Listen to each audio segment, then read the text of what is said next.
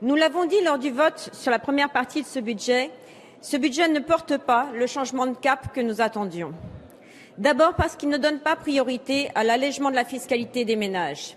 19 milliards d'euros d'allègement pour les entreprises, 3 milliards pour les ménages, alors même que tous nous disent que la charge fiscale doit être levée, que ce soit sur les classes moyennes ou les ménages aux revenus modestes. Ensuite, parce qu'il ne donne pas priorité à l'écologie, avec un budget en baisse de 6%, soit 481 millions d'euros.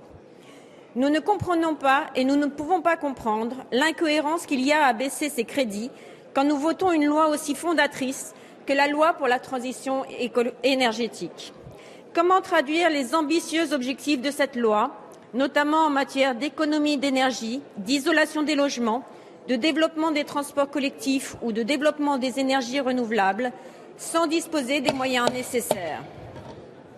Que dire du versement transport interstitiel, une mesure de bon sens destinée à financer les transports en région qui avait été votée dans la réforme ferroviaire et que le gouvernement abroge ici, avec difficulté d'ailleurs, car il aura fallu une seconde délibération?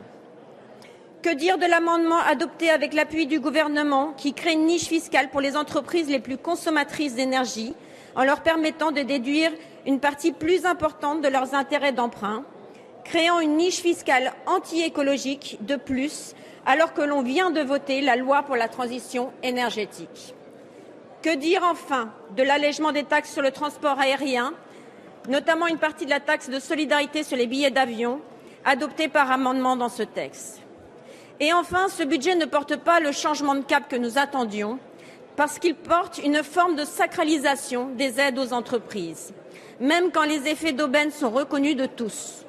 Je veux citer ici le travail fait par les parlementaires sur tous les bancs de la majorité pour mieux cibler le crédit impôt recherche sur les PME et éviter de le transformer en outil d'optimisation fiscale pour les grands groupes.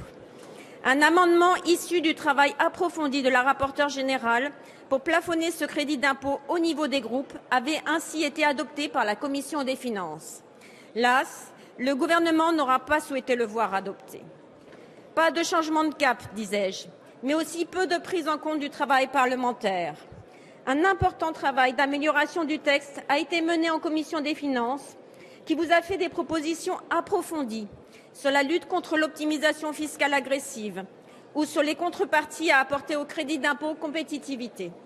Mais malheureusement, ce travail n'a pas été soutenu par le gouvernement, manquant ainsi l'occasion d'entrer dans une phase de travail collaboratif entre le gouvernement et le Parlement, qui nous aurait ainsi permis, d'une certaine manière, de dépasser le carcan d'une Ve République à bout de souffle et de revaloriser le rôle du Parlement, comme le Président s'y était engagé.